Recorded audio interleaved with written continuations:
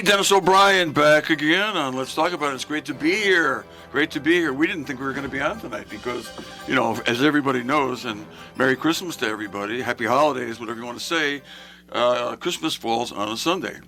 But the station for over 25 years has a tradition of doing, I guess they did a reading a long time before we joined up with them, and we've been here 20 years.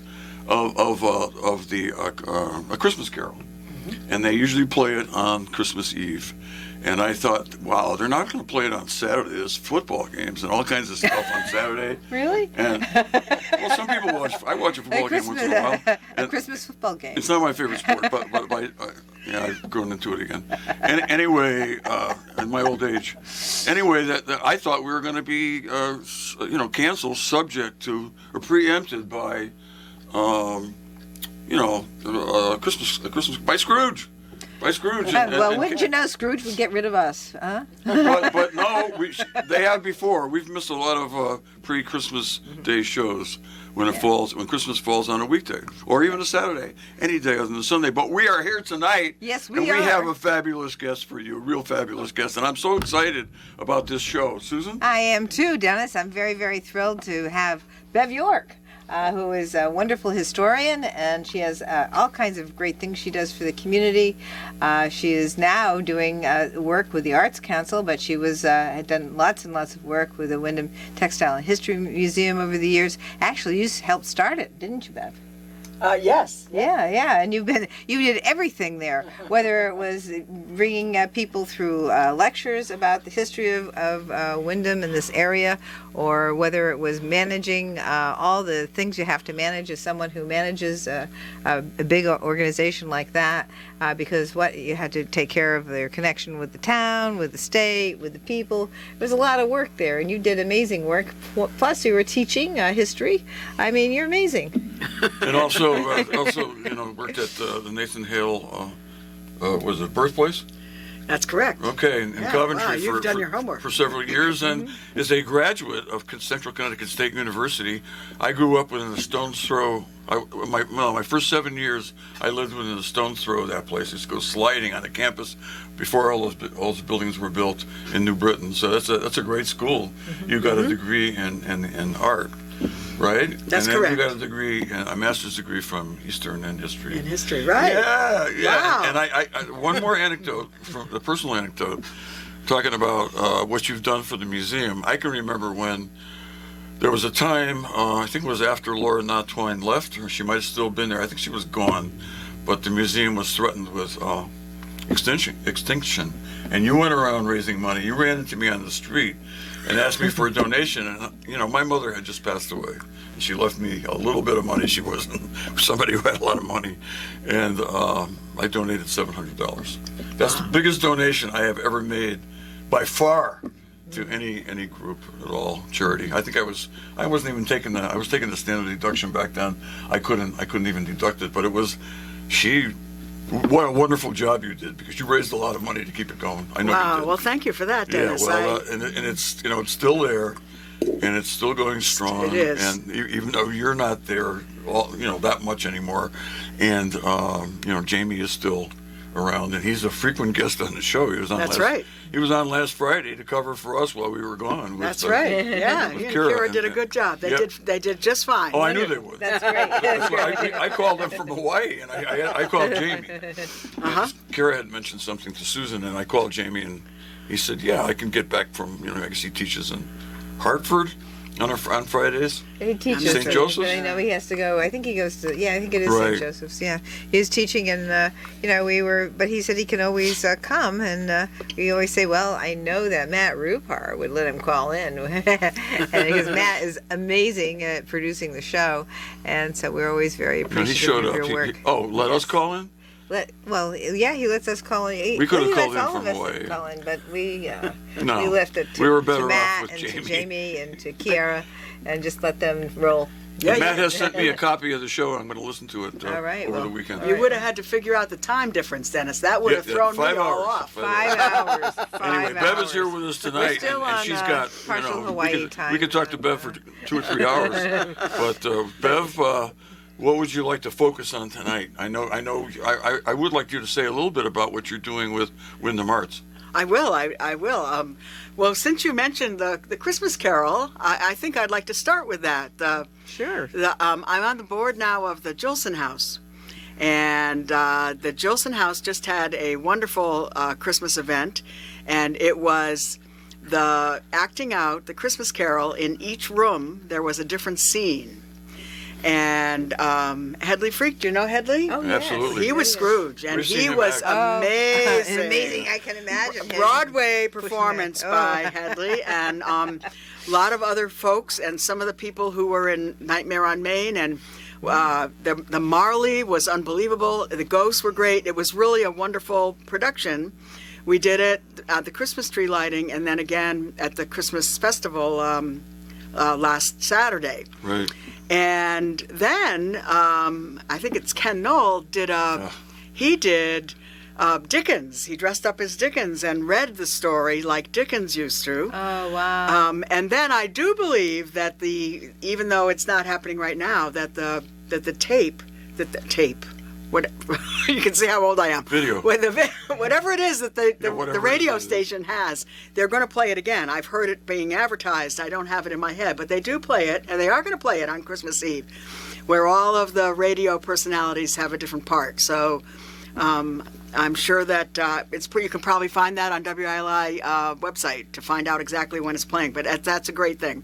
So Willimantic really did a great job with the Christmas Carol and the wonderful lesson that we learned from Scrooge about the real meaning of Christmas is generosity and friendship and love, and Scrooge changes and becomes a new person. So that was great.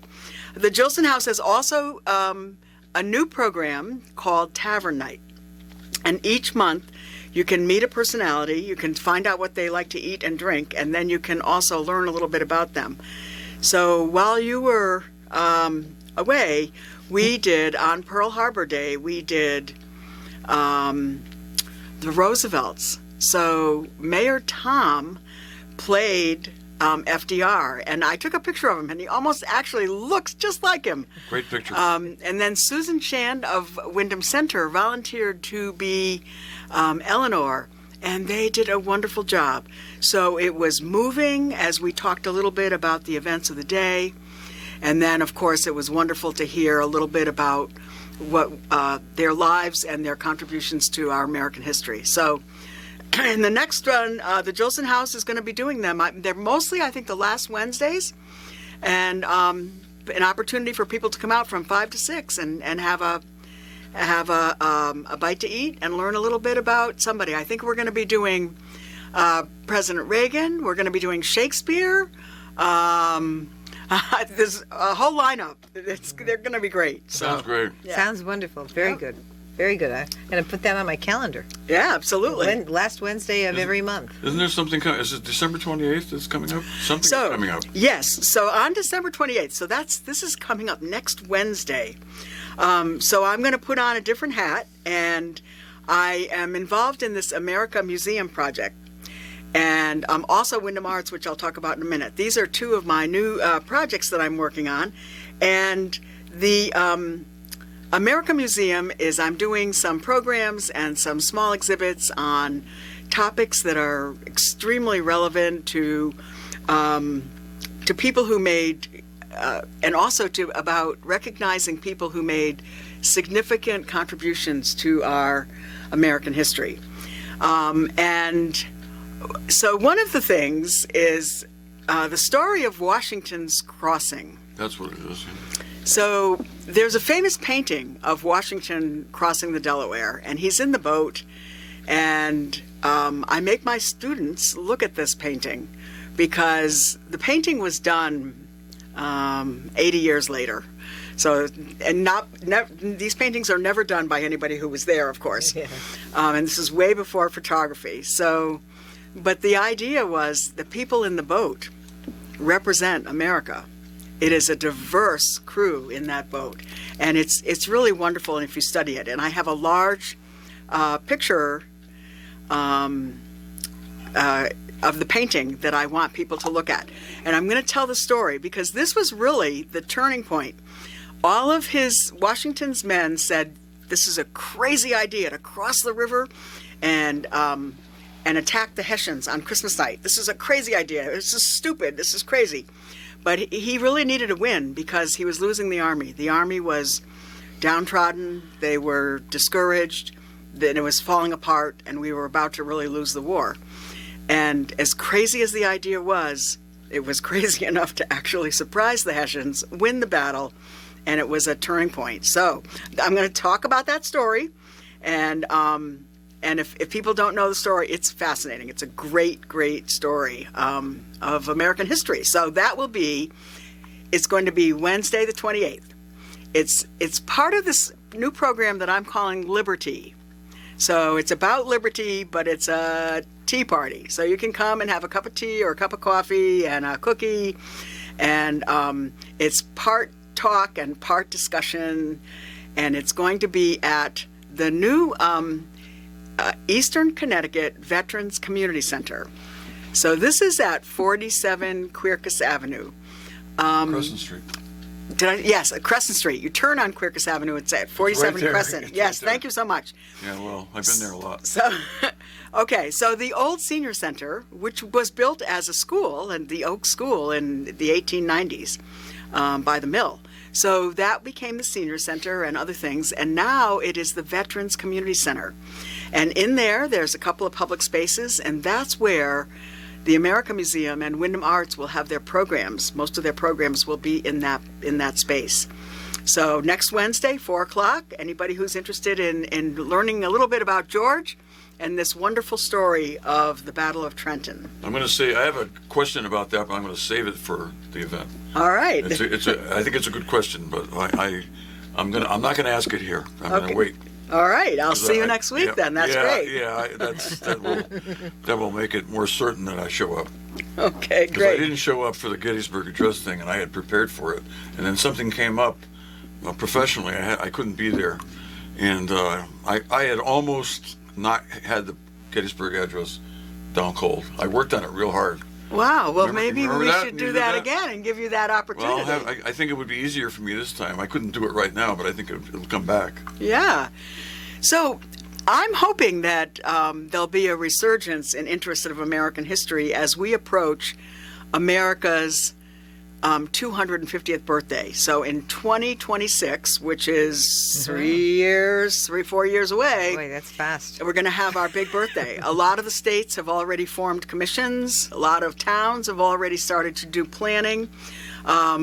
Grants are already available. If you want to do something big and you need grant money to make it happen, that's already in the process. So that's why I'm trying to work on planning that. So that being said, there's a project that I'm involved in called the Partnership of Arts Organizations. And this partnership of all the museums in town and the Theater Guild and other cultural organizations, and even a few that are not in Wyndham, which is okay, that's great, the more the merrier. And we did a joint promotion of all of the Halloween things, everything that happens in October, and we called it Spooktober. So we actually got marketing money from the humanities to get posters and signs and really do it up. So That was impressive, very impressive. And- And the idea of using the term Spooktober, I thought was very clever. yeah, I was a little worried about the folks at the Last Green Valley, what they would think, who do Walktober and do it so well. Right. And they loved it. They were all over it. Yeah. So it worked out great. But this partnership is the idea of getting organizations we're all meeting each other, we're all starting to work together so that we can go big in a couple of years. Wow, Yeah, that's gonna be that's the great. idea. We want to have some big things going on.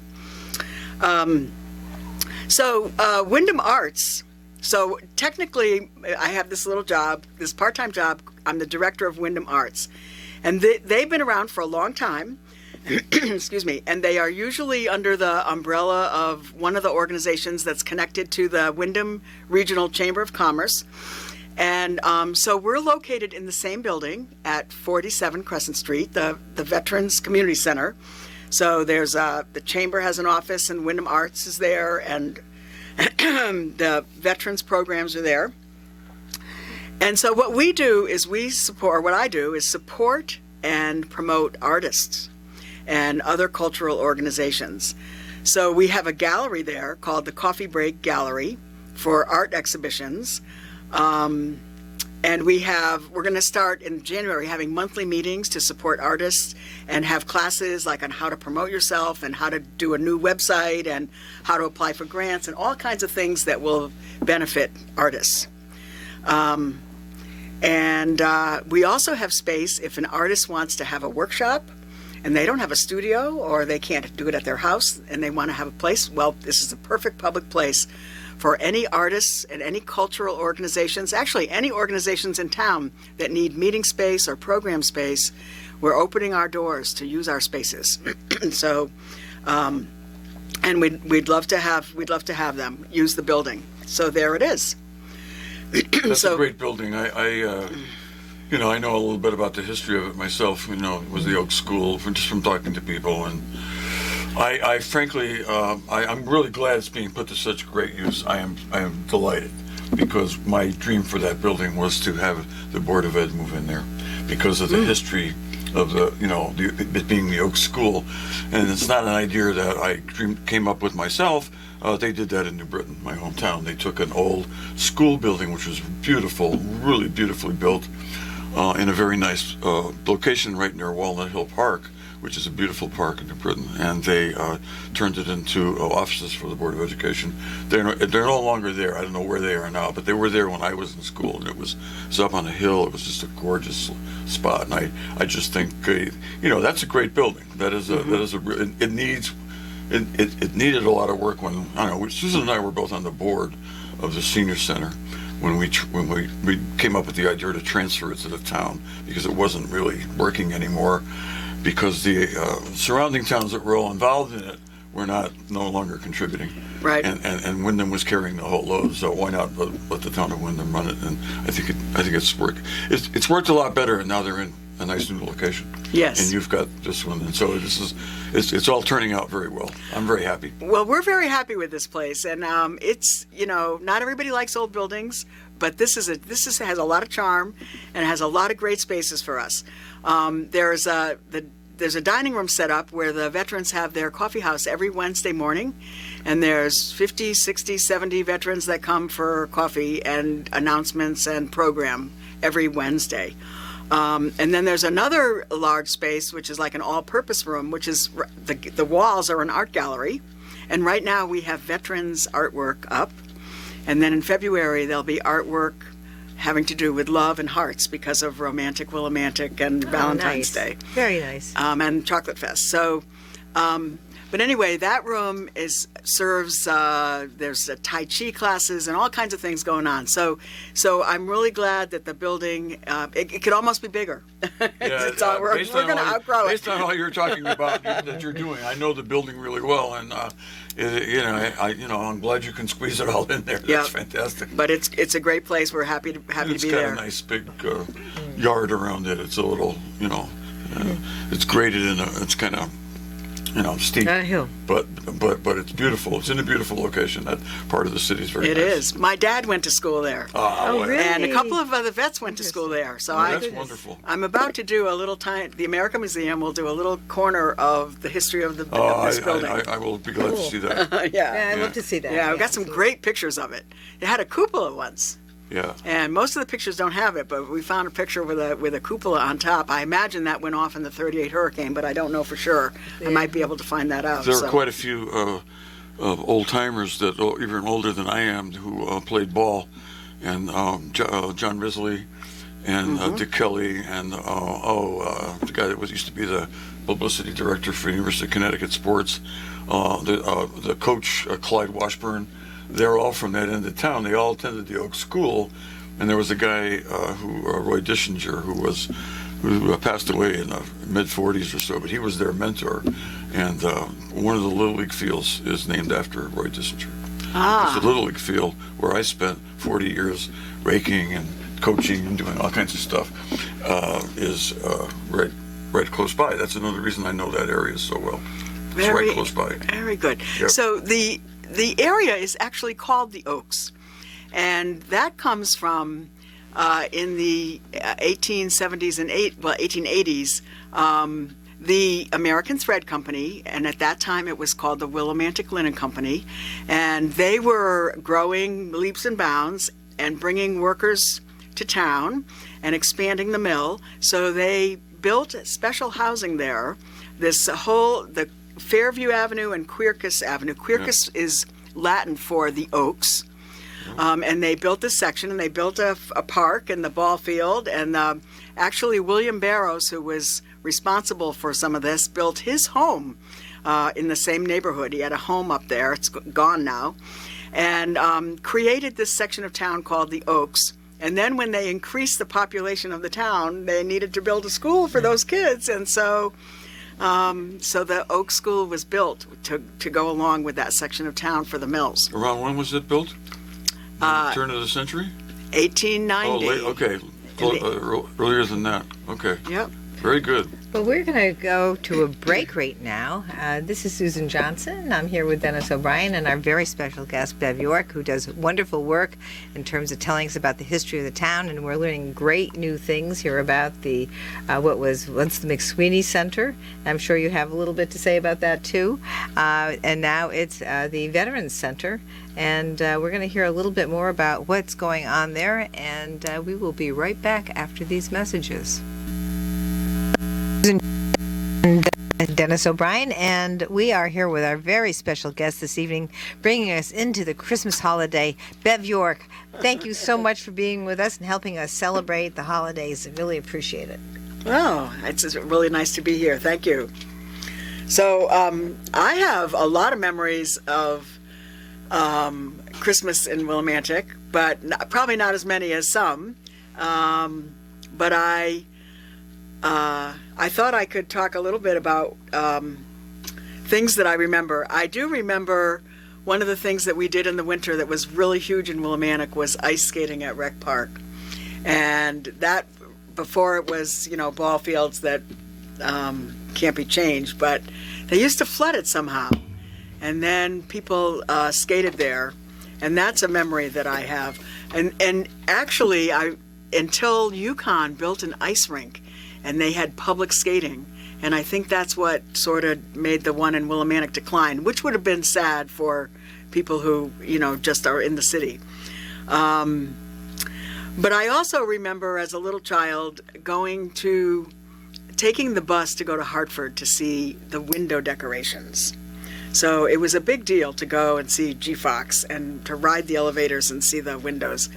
But here in town, there really was this thing of, everybody coming downtown, and we've heard it when we talk about the Thursday nights and the shopping downtown, and there were some beautiful windows. There were Christmas lights that went across the street. Oh.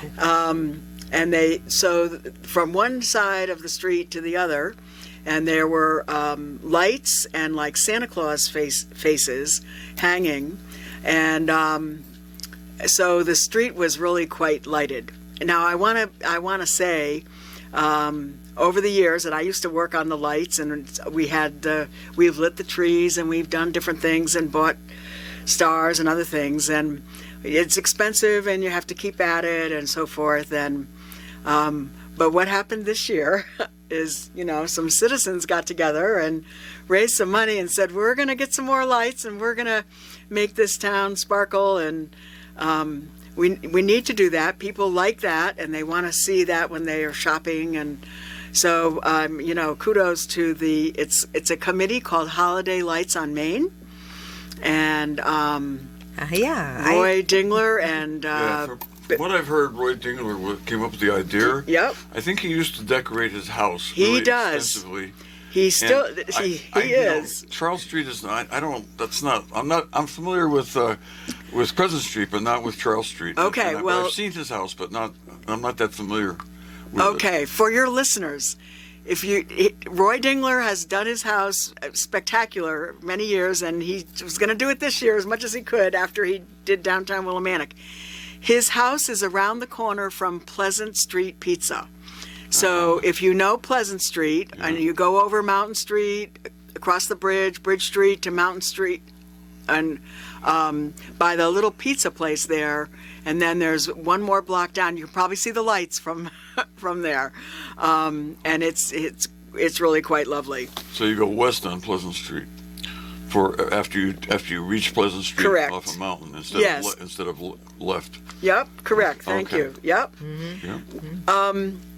So I think it's wonderful that that there'll be more decorations, and it's a great thing. I think it's beautiful. I mean, when you look around, I said, "Wow, this is different than it used to be." And I know that I've seen people who have been working on that, and they've collected the money and they put it together. I mean, it's been quite a wonderful project, and we have to give them high praise for Absolutely. getting everybody into the spirit, because the town really does look so much nicer. It really does, and also that the town crew was able to hang up things that were really high, so that Yeah. nobody had to Yeah, I'm glad risk the their town safety. crew has. This is So- a nice. It's nice when private groups and the town pitch in together.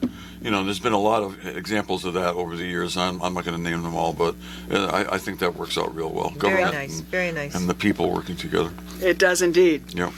So, so I also remember that we had a tree, and I think it was the one in front of the Baptist church, but there must have been a different one earlier than that, and I can't remember. So, if somebody does, I'd love them to share that with me. Some of the earlier things from the area are, there are some newspaper clippings of there's something that happened in Lebanon, and it's in the Chronicle. They used to have a little tiny column where all the out-of-town news was. So there'd be Lebanon and Hebron and Columbia, and they'd all be listed, and they'd all get like 3 inches. And there was this article that talked about one of the Baptist church in Lebanon, instead of doing a Christmas tree this year, they put up a windmill. So I thought that was pretty That is unusual. interesting. And then that the other church, they had all the children got an orange and a peppermint candy. And that reminds me that, that those were treats in a day when, today we can get oranges any day of the year, but those were real treats to have some citrus fruit in the winter back in the day. So, and that would have been a Christmas treat, a piece of fresh fruit. So, that's a real lesson for our children. Well, I have to interject, because every year, for years and years, either my grandfather or my uncle would send us fresh fruit from Florida. Still get it. My cousin now sends us the fresh fruit, oranges from Florida. And so it's been a long tradition in my family. That's wonderful. I can't help but say, wow, that's interesting that this was also a treat. That's got to be where the tradition kind of came from. Because they're from Maine, and once they moved to Florida, they said, "Whoa, we got to send some fruit back to the people up in the cold Northeast." Yeah. But we're That's from probably Maine, where it but, started. But they also, my grandfather had an orange grove In Maine. in Florida. Oh, in Florida, yeah. Yes, not in Maine. Okay. No, blueberries in Maine, oranges in Florida. I didn't. If I'd have thought about it, I wouldn't have said that. But I didn't think about it. I spoke without thinking. That happens In sometimes. fact, Me too. Back in his day, guess where his orange grove was, Dennis? It was in Melbourne. Melbourne, Florida. Yeah. Oh yeah. Wow. It's where my aunts were. Yeah.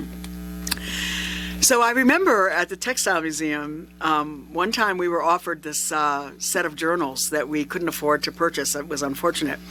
But I did read them as much as I could. And it mentioned, it was from a mill worker, and it mentioned, and I think it was in the early 1870s, and in this journal or diary it said, they're going to give us Christmas off, and they're going to pay us, I can't believe it.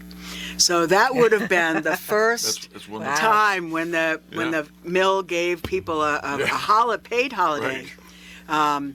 That's far back. Wow. Yeah, well, actually, I was thinking about it, and it was the 1840s when Dickens wrote A Christmas Carol, we spoke about a few minutes ago, Yes. and in that, Scrooge talks to Cratchit, and he says, I suppose you'll want the whole day off tomorrow. Oh, well, only if it's convenient, sir. And you're picking a man's pocket. You're asking me to pay you for no work. And that's a conversation that Scrooge has with Cratchit. So if that was must have been just the beginning of a paid holiday in England. And of course, a lot of things started in England and then, Yep. Oh, and then sure. ended up coming to America. Well, that's really fascinating. I mean, I always wondered about the fact that we got a chance to celebrate a holiday like Christmas, and it was about the time that we really started to celebrate. It was about the same time Dickens came out with the Scrooge and all of that. So I always felt that there was some kind of good connection with that, and there must have been a lot of feeling about how people were so downtrodden and not treated well. And but they had already started the movement to provide some support services in England.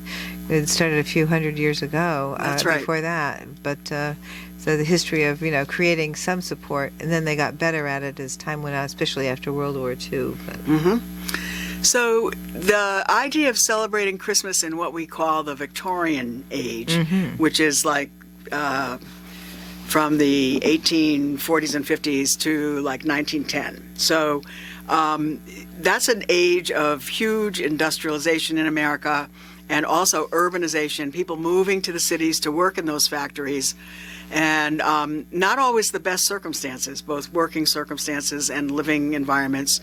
And then an influx of 35 million immigrants in the age of immigration, people moving to America from all around the world, but which also brought the workers to work in all those factories. So what happens is some people thought that Christmas would help to add some good cheer and some spirit and help to unify all of these different peoples in America. And because the different ethnic groups are all bringing their Christmas traditions.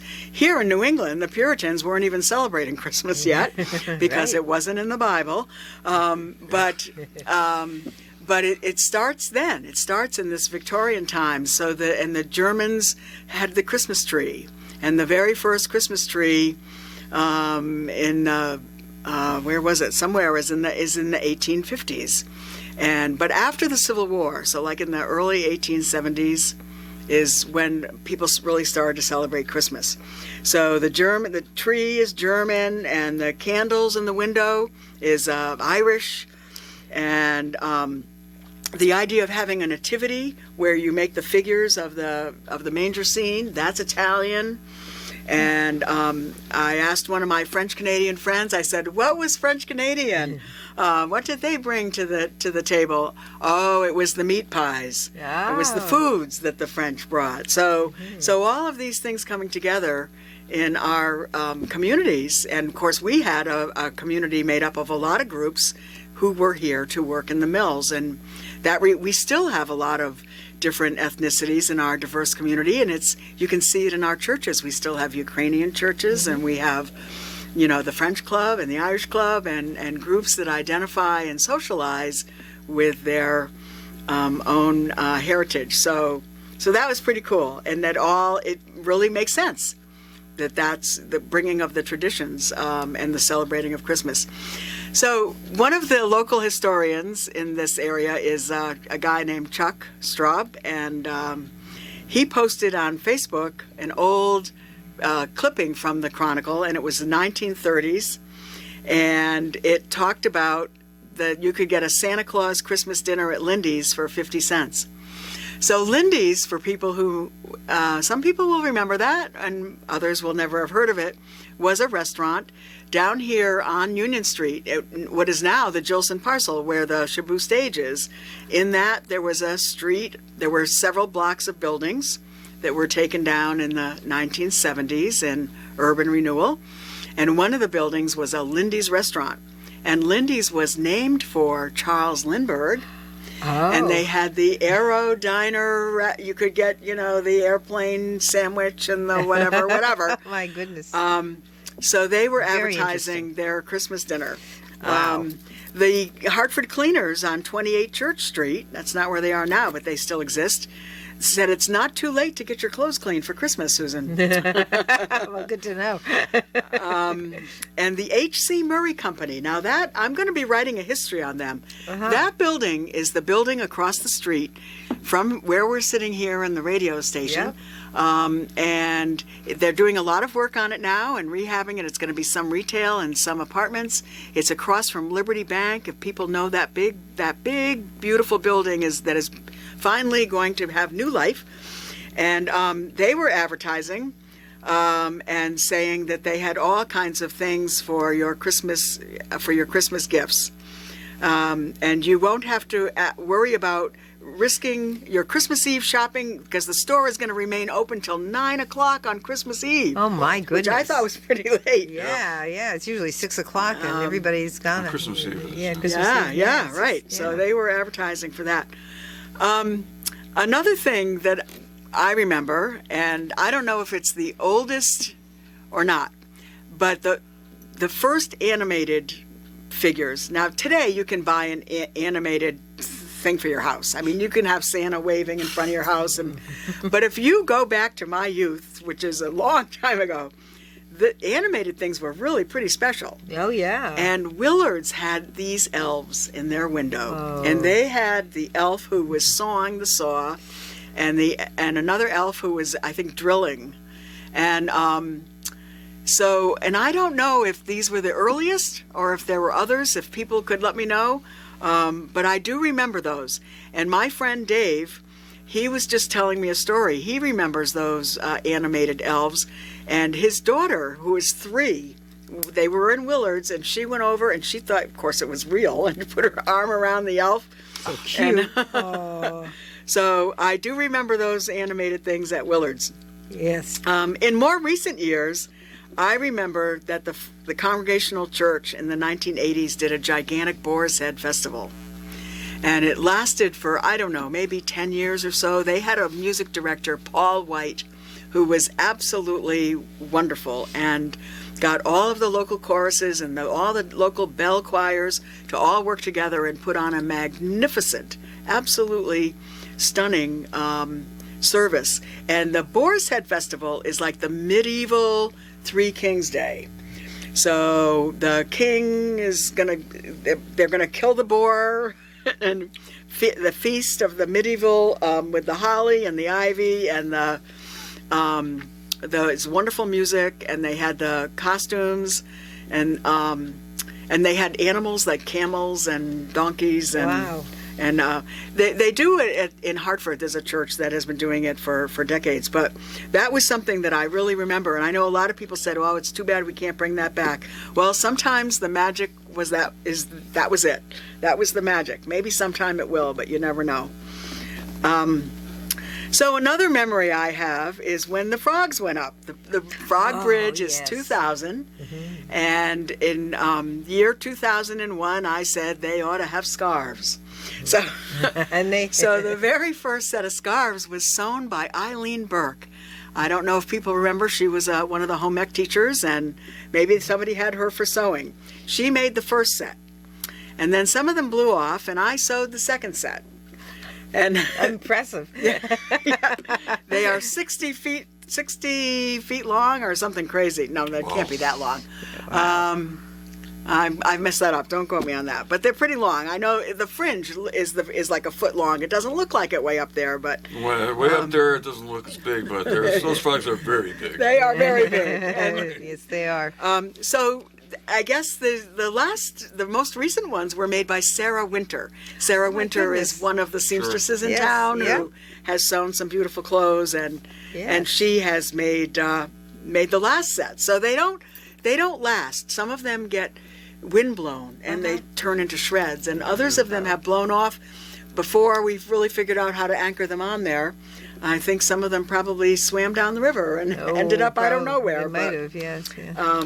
So that's that would be maybe there's a fabric that wouldn't fray.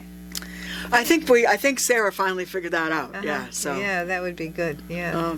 But and great, amazing work. I know they are, and they are stunning, and I think people come a long ways to see that. And I think so now the scarves have been up for 20 years now, I guess, because the frogs are 20, and I wanted to have a birthday party for the frogs, but it was during the pandemic, and we just couldn't pull it off. But anyway, the bridge is 2000, and the the scarves are 2001. The picture of the frogs with their scarves has been in different books and tourist books. Oh yeah, and it's nationally recognized. Quite wonderful. Quite an amazing town that we have here. From to play Yes. our teams here at Little League. Now, used to be all Willimantic kids playing against each other, but now we don't have enough players, so we play all over the place. And they come here. They love to come here, and when we give them directions, we always say the It's Frog Bridge. Frog And they Bridge. say, "Oh, I know where that is." Exactly. Everybody knows where the Frog Bridge is. Exactly. And there's often been people out taking pictures of it. I see that in the summertime a lot. Oh sure. Politicians take pictures of it and put it on their campaign materials. Yeah, Definitely yeah. in front of the frogs. And it's our wonderful new town logo as well. So, Yep.